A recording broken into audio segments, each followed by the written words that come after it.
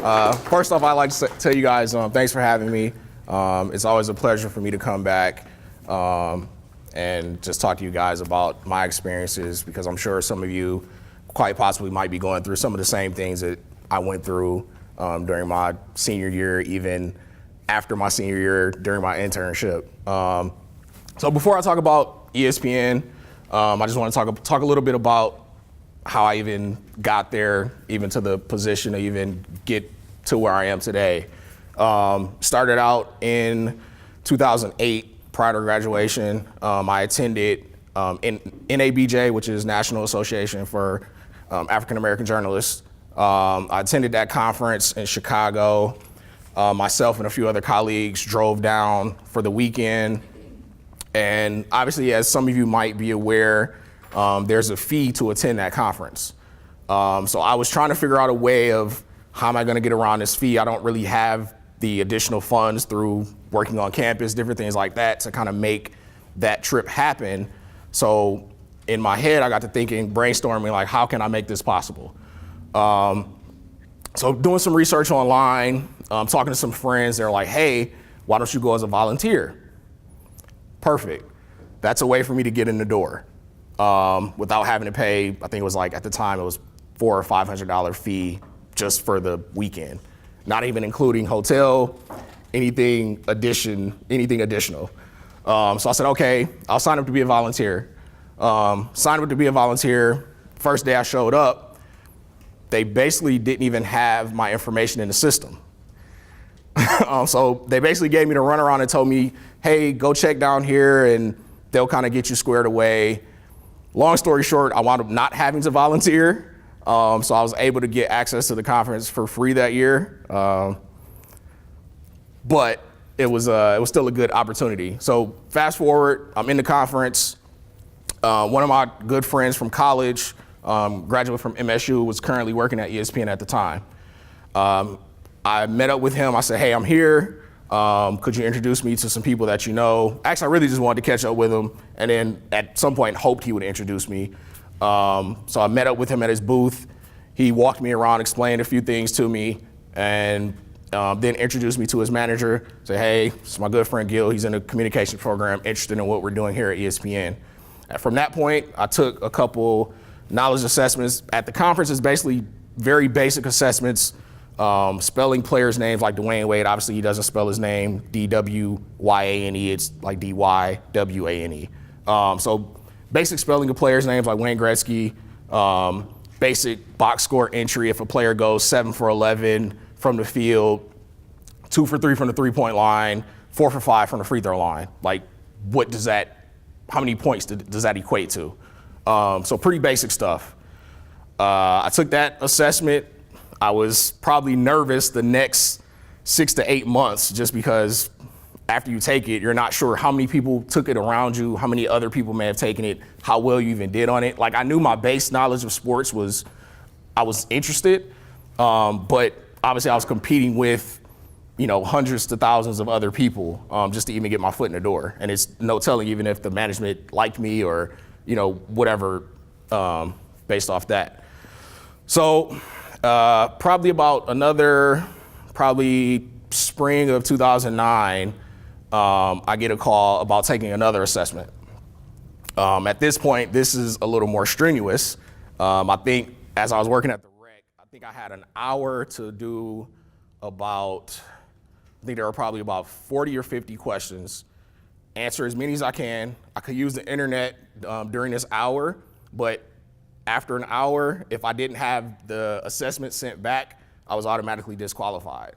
So I basically had to answer as many questions I could possibly answer within that hour and get it sent back. So luckily I had a few additional resources at the rec center that helped look up questions on some of the other computers for things that I didn't know. And then I told them I would fill in the stuff that I did know, like basic box score stuff, as I went along. So I turned that back in, passed that assessment. Now we're on to, I get another phone call, another assessment. Obviously it's a lot of assessments just to get in the door. So I'm taking another assessment. This one is my knowledge on various sports. So they asked me, hey, who was the last 10 Heisman Trophy winners? At the time, I could probably name 3 or 4 within like the last 10 years of just thinking on the top of my head. But from that point, I realized that my sports acumen to work in a research department wasn't as strong as it needed to be. They went from top name the 50 greatest players, Wimbledon Grand Slam winners. I knew nothing about tennis.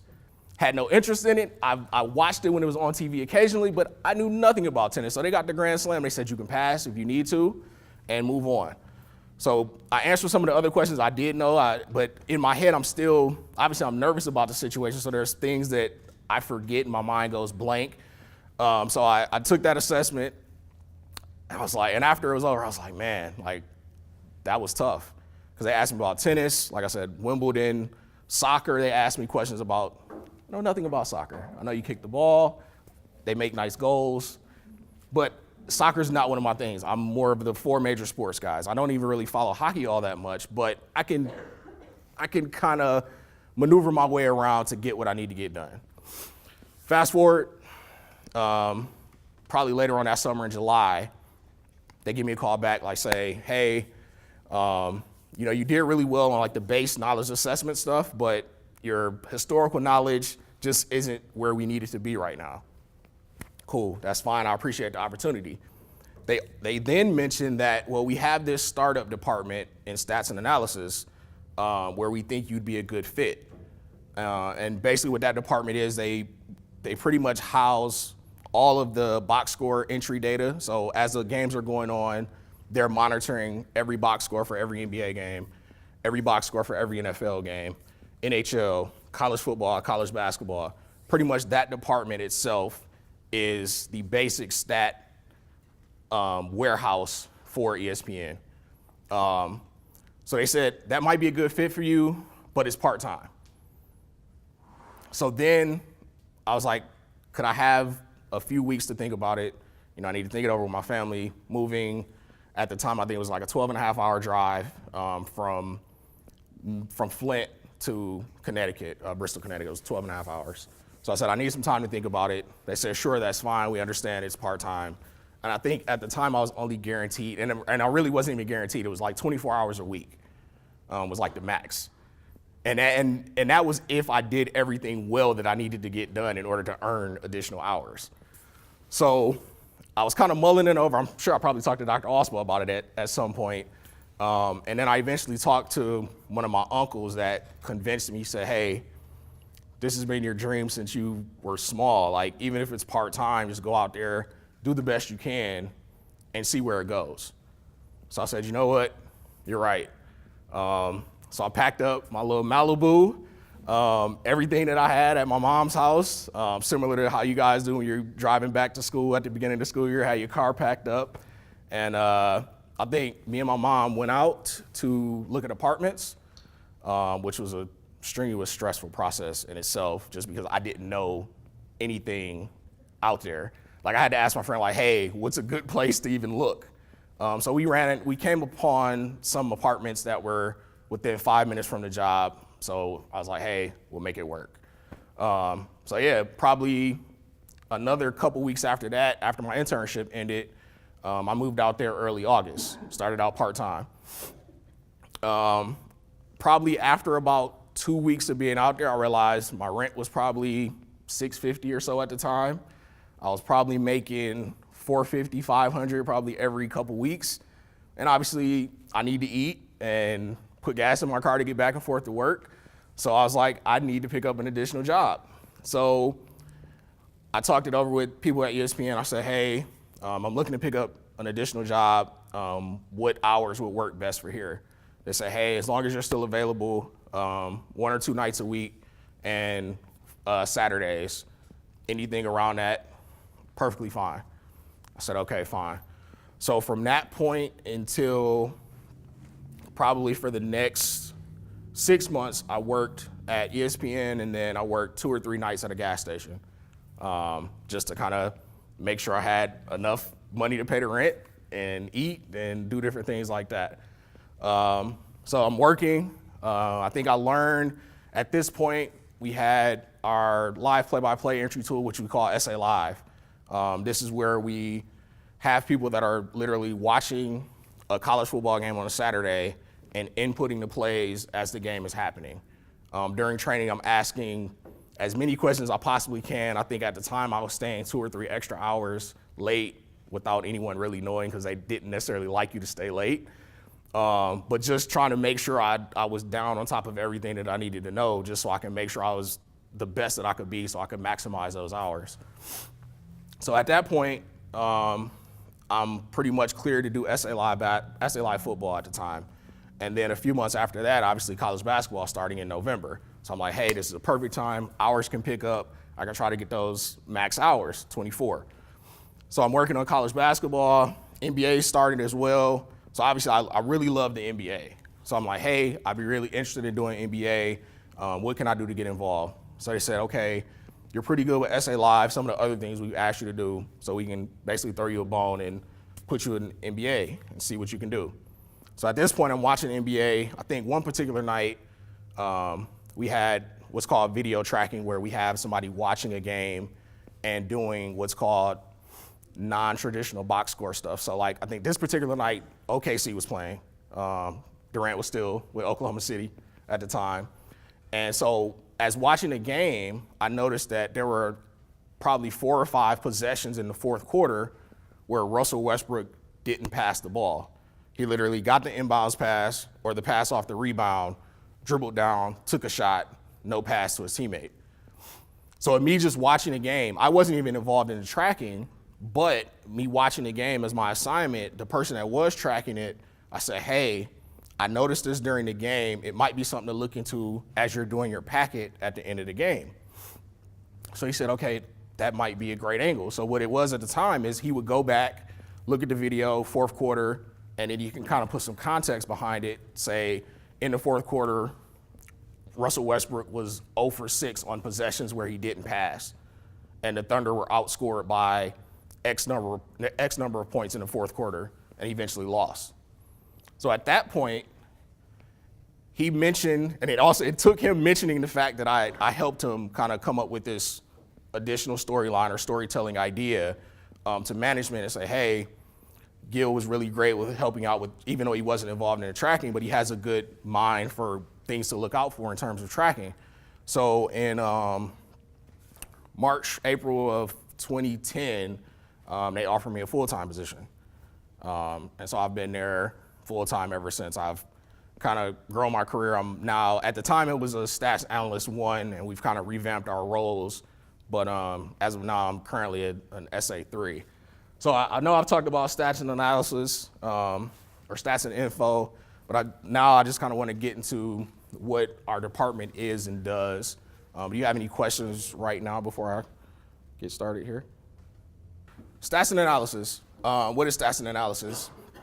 It's basically stats and info is broken down into 4 separate departments. Basically, in ESPN, we have a lot of acronyms, especially in our department. We have an acronym for like everything. Any application, acronym. So SIG is our acronym for Stats and Info Group. But it's broken down into 4 different departments. Our content department or content area, research, bottom line, both English and Spanish. And then we have stats and analysis, the department I work in. And then we also have a sports and analytics department. The good thing about it is we're all separate areas within SIG, but we all we obviously have the same end goal.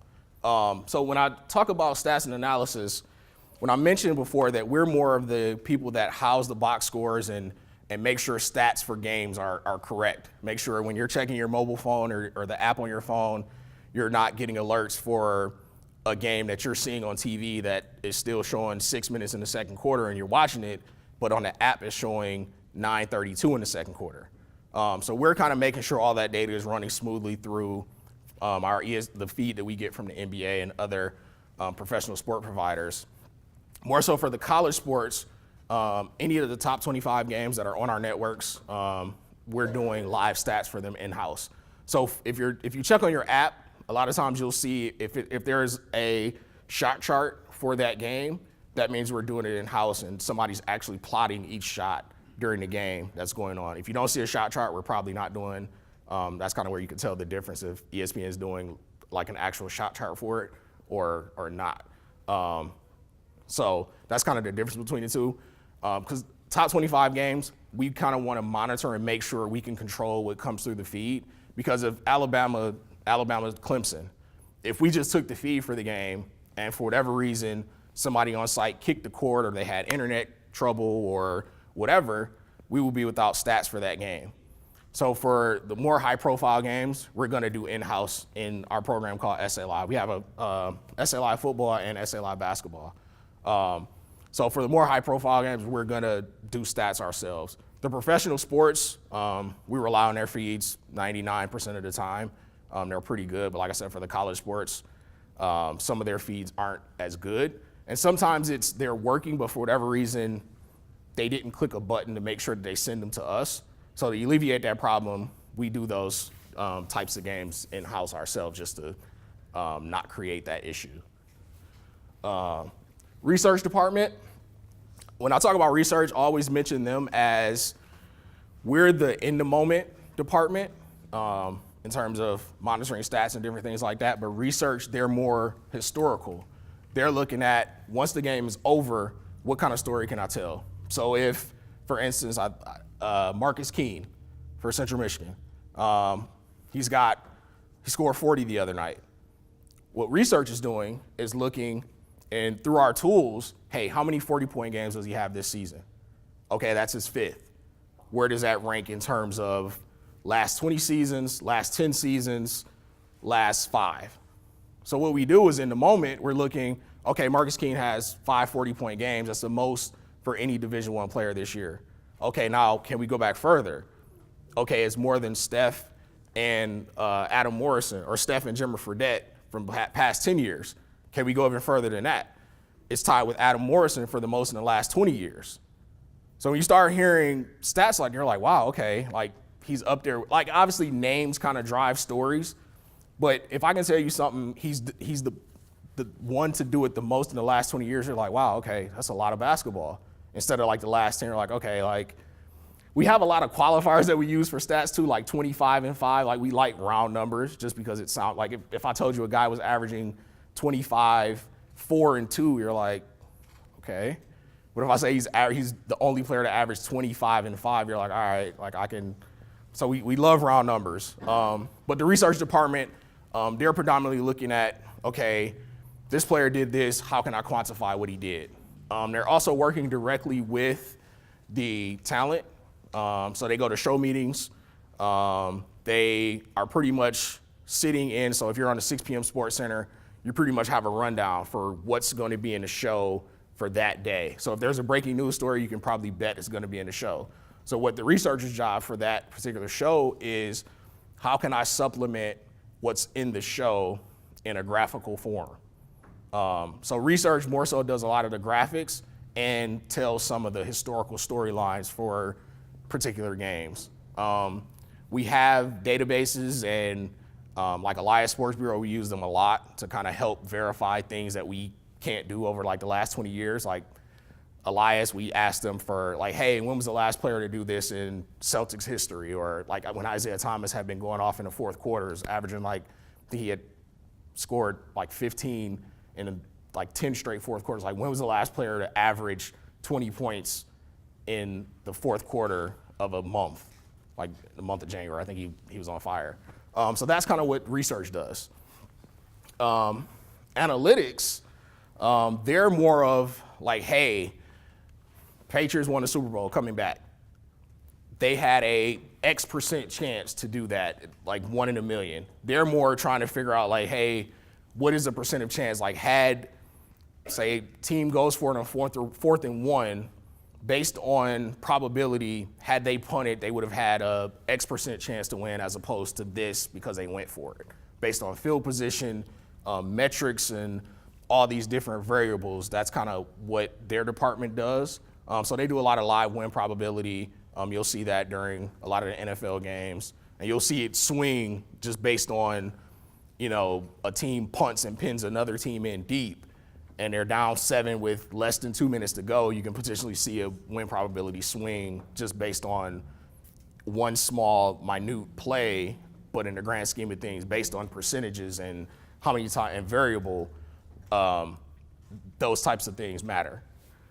And then we also have our bottom line, which you'll see when you're watching ESPN. Pretty much they're scrolling scores as well as pertinent stories, top stories of the day, breaking news, like when Fab Melo passed. Obviously, they had a story that ran across the bottom line for that situation. And obviously, they're doing live score updates when games go final, different things like that. So that's the 4 different areas within SIG. So as I kind of mentioned before, production research. Every show, whether it's College Football Live, Sports Center, Around the Horn, First Take, all of those shows have a specific researcher assigned for that particular show. They sit in those show meetings. So if you're on a 6 p.m. Sports Center, you're probably in a show meeting at minimum at 2 p.m., if not earlier. Then once you go to the show meeting for 45 minutes to an hour, you go back to what's called your little pod area, and then you start working on graphics for that show. Like, hey, how can I help supplement this story that they're running on Rob Gronkowski in the A block of Sports Center, which is like the first 15 or 20 minutes of the show? How can I supplement this with a particular stat or full screen graphic with talking about Russell Westbrook and Kevin Durant, that whole situation. So they're in those show meetings, obviously produce compelling, insightful, and accurate content for shows. The good thing is what we've added now, we have what's called our content desk. So we've kind of revamped just having specific, you're in production research, you're in stats and analysis, you're in bottom line, you're in analytics. During specific sports seasons, like I said, we have what's called now a content desk. So with me being in stats and analysis, I still have an opportunity to look up specific stories. Like if I'm watching the Central Michigan game and I see, hey, Marcus King scored 40 again, I can put it in our college basketball chat and kind of do some more of that historical research myself. So they've kind of cross-trained us a little bit to be a little more versatile and help out.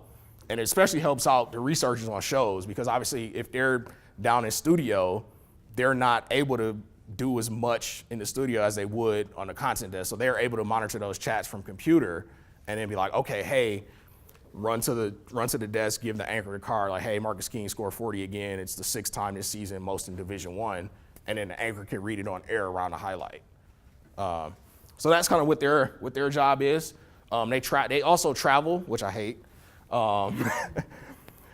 That was the one thing I was looking for. I was like, oh, I might be able to travel, go cover Big Ten title game or anything like that. Nah, didn't happen. All of the researchers go, so any big game, big event, obviously we had people down in Oklahoma City when Durant went back to OKC for the first time. So we have like Sports Center on the road. We have researchers specifically that travel to all these different events. During bowl season, it's crazy because if you go over to our research area during the bowl season, especially when it gets down to like the final Big 6 bowls, there's nobody in the research room. Like everybody's literally gone. And everybody works from the road. And so they obviously travel with talent. Any questions that the talent might have during a show, so during commercial break, talent might yell back like, hey, when was the last time, Barry Bonds had 3 home runs in a game? And as a researcher, it's your job to either know it, which for me at the time, I probably wouldn't have knew it. But at the time, you can go back and look at the computer and be like, okay, he had X number of 3 homer games in his career. We have specific tools that we can kind of look at that data and or figure it out. Because in a commercial break, you have 2.5 minutes, and you're like, hey, he had this many. Because obviously they want that information like immediately, especially if it's something that they're going to read coming out of a commercial break or anything like that. So here's one of the head-to-head graphics that they build. Like I said, if they're talking about who's better, Peyton Manning, Tom Brady, they're comparing data, building these full-screen graphics to kind of encompass what the anchor or analyst is talking about. So in our department, like I said, they've kind of cross-trained us a bit. So I do a little bit of this now, but I still run it through the proper channels because it's not something that I've done all the time. So we have a specific separate channel that you can drop graphics in. It's called like our graphics review channel, and I'll throw it in there and say, hey, what do you think about this, or what would you change about this? And people will give feedback and say, all right, I would change the header to do whatever, and I would make, instead of doing comp PCT, I would do comp with the percent sign. So it's little minute things like that for television purposes, it's supposed to be a certain way and stuff like that. Like I said, I didn't originally get trained on it, that I wouldn't have known. Research, they're trained on all of that stuff. So that's one of the examples of what they build. Kobe Bryant's 81-point game. And honestly, these are probably some of our older graphics.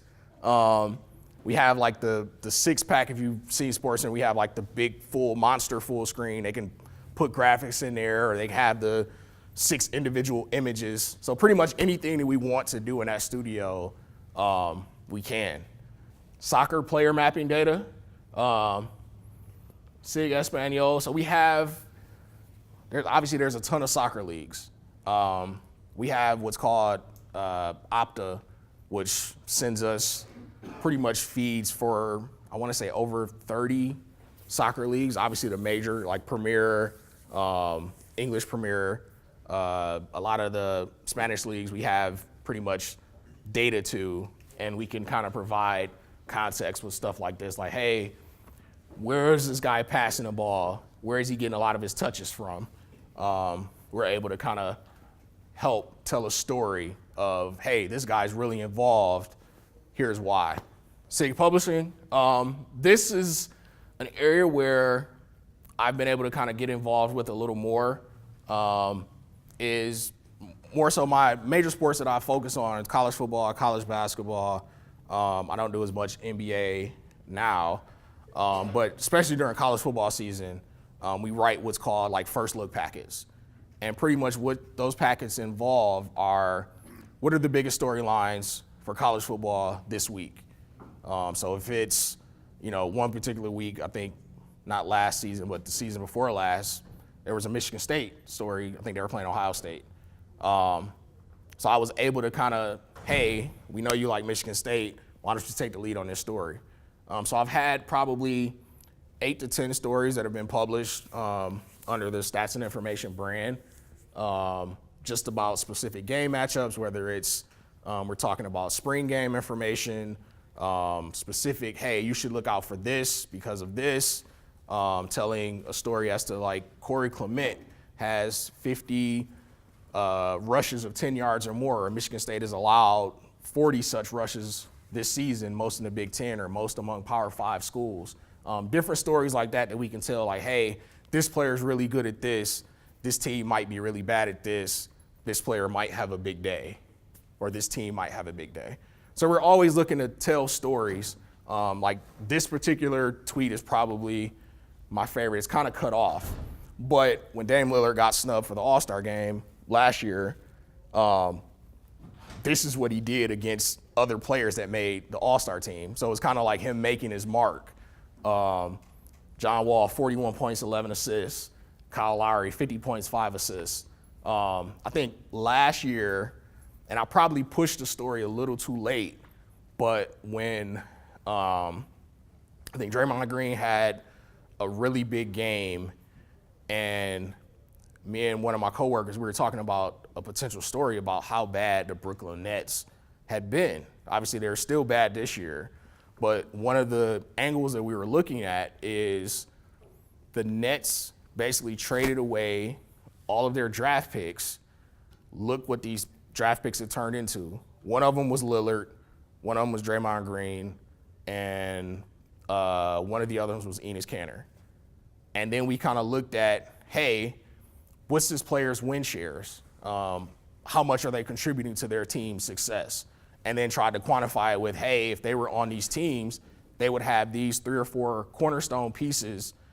Obviously, they probably wouldn't draft the same as they would had these pieces been around, but just looking hypothetically, what if these players were on these rosters at this particular draft position? They probably wouldn't be as bad as they are now. So we tried to tell a story in that sense of, hey, kind of forward thinking, like if the Nets had these picks, because obviously this year they could potentially lose their pick again, what could that pick turn into? So we were trying to kind of tell a story based around kind of how bad the Nets had been and what those picks turned out to be during that time. So not only do we have ESPN Stats and Info Twitter, we have ESPN Datos. We've made it a point to kind of increase our knowledge around Spanish-speaking Americans.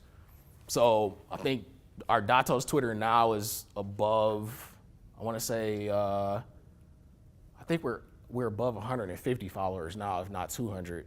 So it's basically really similar to our ESPN Stats and Information account.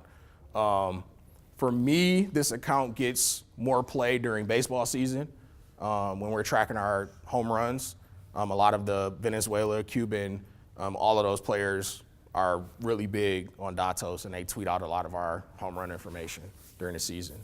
For Datos, anything, obviously it's still building their brand, but anything, 15, 20 retweets, favorites, anything like that. They won't get the following that the Sports Center, anything Sports Center tweets out is probably going to get 2,000 retweets, maybe 5,000 favorites. But anything over like 200 or 300 for the Stats and Info account is pretty good. Datos, 10 to 15, 20, just because we're still trying to build that up. But it's another avenue for our content, especially soccer. As I mentioned before, bottom line, up-to-minute news, tell a lot of different stories. Obviously, they show our stats as games are going on during the game. Penn State, any hiring or firing news, any big stories going on in the sports world in that particular day, moment, time, instant. If something breaks, they'll definitely include it in the bottom line rotation. So stats and analysis, my department. As I mentioned before, we pretty much are involved in the live production of games. Shot chart data for majority of our top 25 games. Anything on our air, we're probably going to do it in-house. We also check every single box score post-game. And if you think about that, you might get 12 NBA box scores on a particular night. You can have another, if it's a busy college basketball Saturday, you probably have well over 150 college basketball box scores. Plus we don't do every women's box, but we do the big five conferences for women's basketball. So if you think about it, it's well over 200 to 300 boxes over the course of a day. And those get first checked and second checked. So basically, I would look at it, and then somebody else would look at it behind me. We do have efficiencies where we are able to auto scrub a lot of the boxes. So usually the first check is an auto scrub, which oftentimes takes 45 seconds to a minute to auto scrub if everything came in correct and there were no changes once we got the official box, and all we have to do is save and send it out. Then that could take 45 seconds to a minute. But if we have to make changes, which oftentimes between once we finalize a game and they send us the official box, usually it might be like this player played 20 minutes instead of 19, or they have 201 minutes in their box and we need to change it to 200, so we have to take a minute away from somebody. Those changes still only take maybe add an additional minute to minute 30, but we put referee information on every box, we put attendance on every box if they have it available, and like I said, those get first and second checks. So as you can mention, there's a lot of boxes. And we also tag networks for anything on ESPN. I also think we started doing NBA TV as well. So we talked about shot charts. I think Max Hooper has set the Oakland record that season. So these are more custom shot charts. So we knew Brandon Sherrod from Yale had made 30 straight shots in the paint, basically looking back at box score by box score data. And so we were like, hey, this will be a cool one-off box score with 60 made shots inside the paint. We have custom shot charts that we can specifically build for different things like this. And where it says points in the paint, those are, you can basically add custom fonts for whatever it is that you want, the story that you want to tell. So if I want to say, hey, he only shot 2 shots outside the paint in that time, so all 30 of his shots within a 5-game span were in the paint, we could definitely tell that.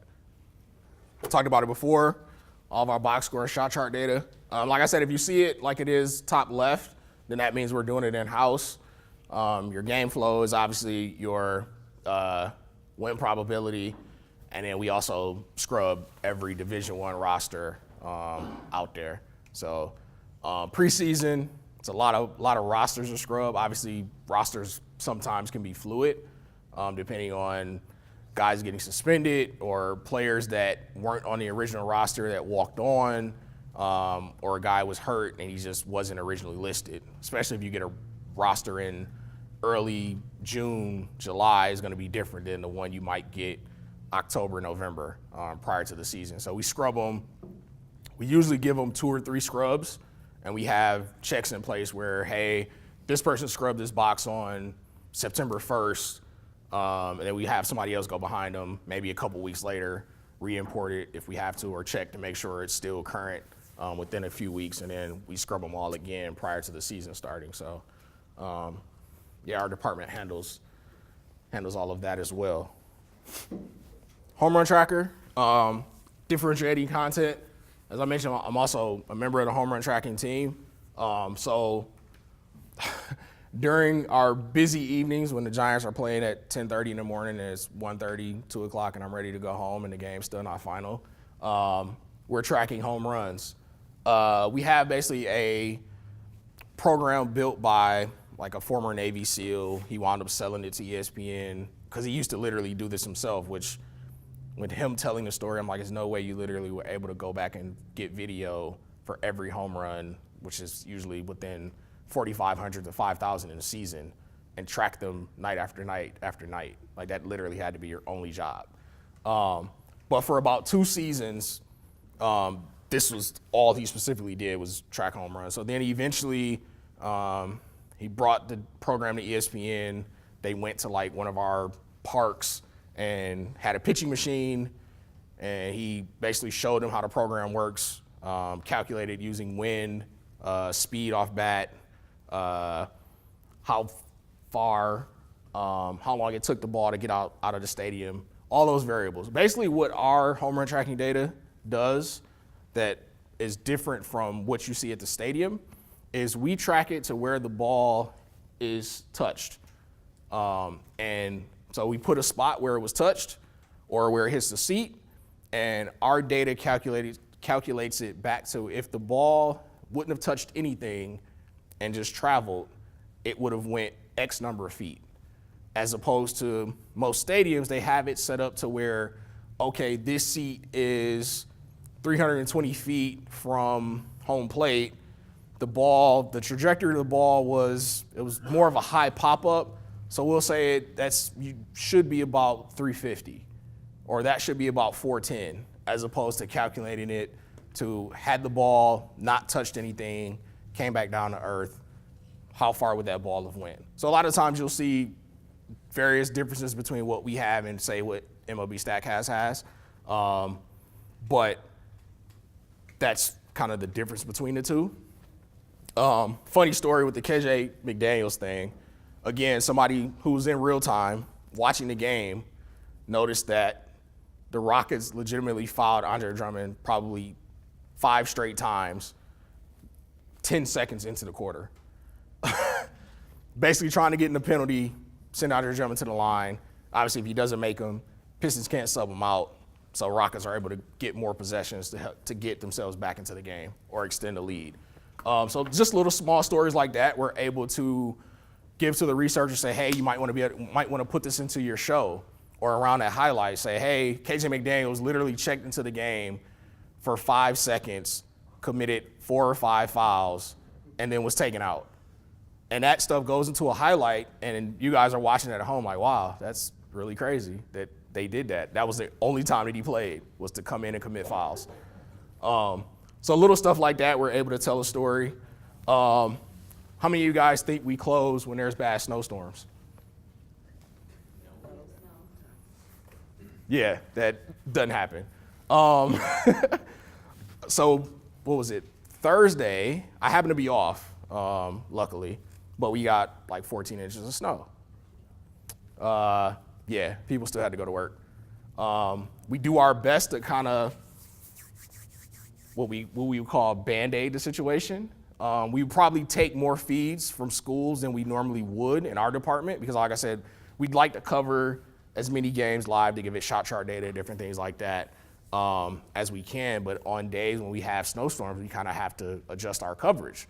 But the forward-facing fan can't see that. We can't be like, oh, well, we can't do the 6 o'clock Sports Center today because such and such couldn't make it in. Like, the show must go on. We don't close. It's funny when I talk to friends, and they're like, oh, like you weren't closed because of the snow? Like, were you watching sports today? All right. So this is like a little funny story. When we had a snowstorm, 62 sporting events were affected by snow. But we're still at work. Like, you guys can play. But obviously they don't want fans driving to stadiums, different things like that in torrential weather. But then I have to dig out 14 inches of snow to get my car out to drive to work. But I digress. But yeah, that's just another fun fact tidbit when we're sitting in Bristol, Connecticut and talking about the snow outside and they're like, oh, hey, we had 62 events covered. And stuff like that we have in our department that we monitor, and we're able to share that stuff with associate producers, researchers, and they're able to get it on their shows and different things like that. And it kind of just helps tell a story of how bad a weather storm affected college sports or pro sports or different things like that. Sports analytics, we kind of talked about this, but like I said, what they do is they're more predictive. Based on what this team does, they are, so you have BPI, number 1 seeds. The best teams are on the left, Carolina, Oklahoma, Iowa, Virginia, or Villanova, sorry. But the most deserving based on the teams they played, based on where they played them, based on how close the margin of victory or defeat was, those teams on the right are the most deserving.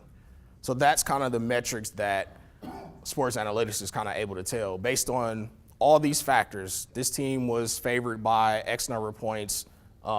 They may have won by 4, but they were playing it in their home arena. And based on how this team had been playing throughout the year, that spread probably should have been much greater. So that's kind of the stories that our sports analytics department is able to tell, just off of scientific data, which I go to them for all my questions that I might have based on metrics. I think there was one particular instance where we had a team that came back prior to the Super Bowl. I think it was the Ohio Bobcats. No, it wasn't. They covered late in the game. But basically there was a college football team that wound up winning last play, and I asked, like, hey, what was the percent of chance for them to win at its lowest point? And it was probably like top 5 over like the last 5 years in terms of them winning a game that they probably had no business winning. So you guys probably see it as like a Hail Mary or a great last second play, but we're turning it into like, hey, this was the most improbable comeback over the last X number of years. And then we'll show you the play history of those 5 comebacks, and you're like, all right, this kind of takes me back down memory lane. So there's our in-game win probability based on metrics, variables, different things throughout the game. I think this was last year when the Sixers were bad. BPI chance to win their upcoming games. I think we've done this with the Nets as well this year. But just looking at, hey, based on, okay, they played a game Tuesday night, they're playing the Knicks Wednesday night, playing on a back-to-back NBA, travel, different things like that, they have an 18% chance to win that next game. So they're able to kind of look at metrics, look at travel, look at different variables, and kind of tell a story as to, hey, they've only won 4 games this year. They might not get their 5th win or according to metrics, they might not get their 5th win for a while. So internships, 10 weeks, paid program depending on where you are. I can't speak too much to this because I didn't myself have one. I know there are some listed on the Disney Careers site. And I know I sent Dr. Oswald the link as well, so definitely if you're interested, let her know or go on to ESPN Careers. But these are the general criteria usually for internship. I know we've had in our department alone, I think we usually in our stats area, we probably get 2. Usually 1 comes to stats and analysis, and then you may go to spend some time in research over the 10-week period, and you might be able to hit all of the different areas throughout. But I know we had 1 in our department, I think 1 from South Carolina, the most recent one. So yeah, we do offer internships as well as our part-time. I think during the busy college football season, or going into college football season, we bring in usually 60 to 65 part-time people. A good handful of those return year after year, those that are more local within Connecticut. A lot of those return, so we probably hire within 10 to 12 new part-timers every year, depending on if they decide to move or decide to not come back or get another full-time position, any of those things. I know I personally had a direct report that was part-time and he left within like 3 weeks because he had got a full-time job in Boston. So, and it was more so aligned with what his field, what he went to school for. So I said, hey, I'm happy for you.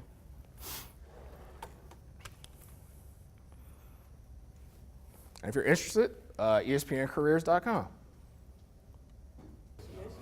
Okay, the first question is, what is your favorite thing about your job and least favorite thing? I think the one thing that I always say that I love about it is that the fact that no 2 days are the same, because you have games going on that happen differently. I'm sure a lot of you guys have a routine that you normally do. Like obviously I go to work, but depending on the night, NBA might be down, so we might have to adjust our coverage to make sure we're able to provide stats for like LeBron or Karl Anthony Towns or some of the more notable players. Whereas you're able to tell like, hey, the box score is not there, but at least I'm able to see stats for if they're running a panel on a 9 p.m. Sports Center, I'm still able to kind of see the stats for particular star players. So I think the one thing that I've always said that like no 2 days are the same, even though I kind of do the same job. When I'm tracking a game, I don't have the same story going from one game to the next game. Usually every game happens differently. How many of you guys watched the West Virginia-Kansas game? Just you. So as you can tell, West Virginia was up 14. In my head, I'm like, there's no way Kansas can win this game. People were legitimately leaving the stadium. But Kansas was able to come back, somehow send the game to overtime and won. And the 2 stories that were coming off that game was Kansas hadn't lost back-to-back home games since 88-89, which in itself they were definitely should have lost back-to-back. And West Virginia was 1-9 on the road against top 3 teams. So that story, Kansas avoided losing back-to-back games at home, and West Virginia is still bad against top 3 teams on the road. So those 2 stories kind of played out. But like I said, from game to game, it's different. I probably say the least favorite thing, I don't get to travel. I would definitely love to, I think that's the one thing that I thought I would be able to do in what I do now. But I know it's definitely very hectic just talking to friends that do, because you're constantly running. And you don't get to actually enjoy the event probably until it's over. So I would say that's probably the least favorite, but I enjoy not having a headache. That's from Drew. okay, Drew, come up here. See if we can get all these cards there. Okay, Okay. I'll take that one. What was it like when you got to ESPN? Was it overwhelming? It was funny, like I was a wide-eyed, bushy-tailed teen, or early adult. I didn't know any better. The one thing that I can say is I just kind of put my head down and and got to work because I knew I was competing with 60 other part-time employees that were in the same situation I was in. But the one difference with me is I moved 12 hours to do it, as opposed to majority of them, they were in state. So I knew I probably had to work 10 times harder if I knew I wanted to stay. So that was the one thing, and just kind of putting in the extra work to kind of learn everything I needed to learn. So I wouldn't say it was overwhelming. What do you got? Okay, John, come on up, pick. Most challenging.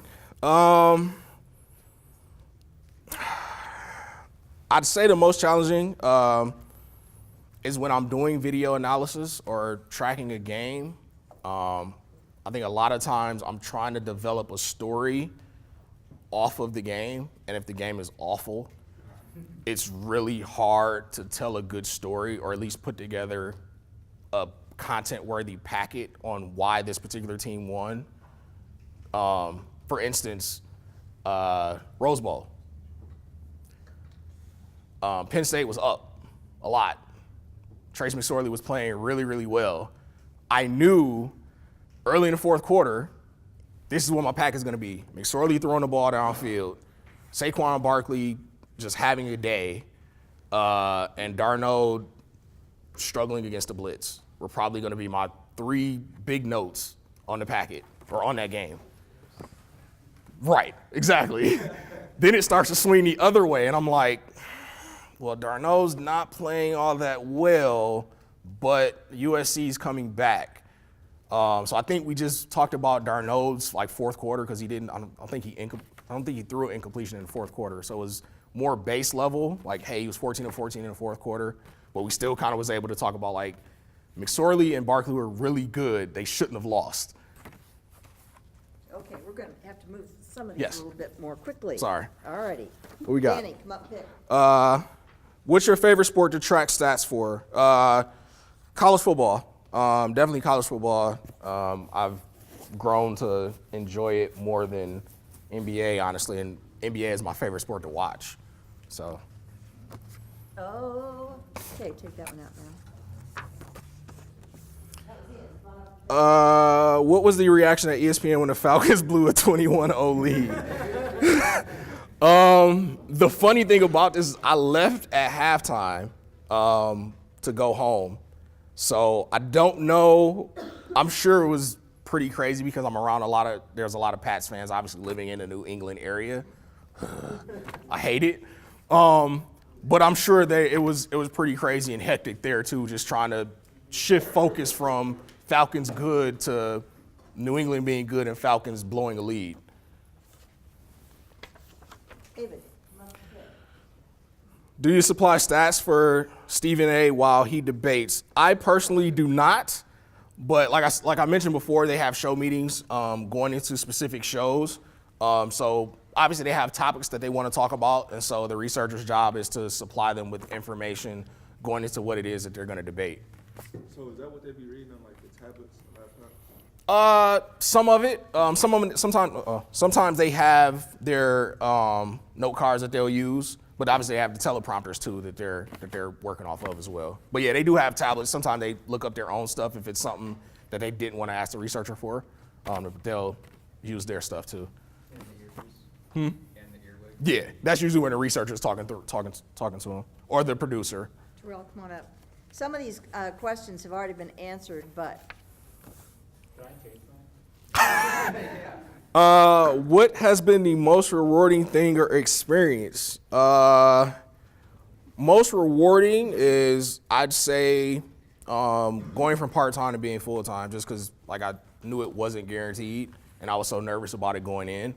So just kind of being able to turn that into a full-time position was great. I'd say the most rewarding is I'm a part of our training team, so I get to help out other part-timers and train them on stuff that I learned when I was there, so I kind of know the nuances of what it takes to kind of improve. So I kind of try to give my direct reports just a way to kind of advance their careers as well. okay, that was Andrea, not out. How are the most obscure stats researched and stored for use, such as when a team has the most first downs in a quarter, history, etc.? So we have various statistical sites that we use. Either it's college basketball reference we use a little bit, but we have more like Stats Inc. Elias will go to for more like way deep historical stuff that we just can't research for on our own. But we have specific sites that we use that are credible that we go to for different things. But like most first downs, like anybody can really look at that if they really wanted to look and find it. So we use some of the same stuff that you guys would use when looking up stuff for your favorite teams. Just like I said, some sites we will kind of verify to make sure everything is there that we need. Okay, this is going to be the last question, and then I'm going to call some names up. That was Jonathan, come on up. What was the biggest hurdle I faced in the process? I say the biggest thing for me was just trying to find a way. Like I said, honestly, just going from being part-time, trying to figure out a way to kind of stand out amongst my peers. So me just kind of having a keen eye for NBA, and I knew the person that was tracking NBA wasn't, at the time we didn't, like they would kind of give people those assignments on the side. It wasn't like now where we have a specific team devoted, like, hey, you like NBA, so you can do NBA VAT. At the time, it was pretty much they assigned like one of the senior members of the team to kind of do it. And so he was kind of scrambling around at the time, and I knew it was a way for me to kind of stand out. So I passed it along to him, and he kind of went with it, and here we are. Okay, now, the rest of you have some questions.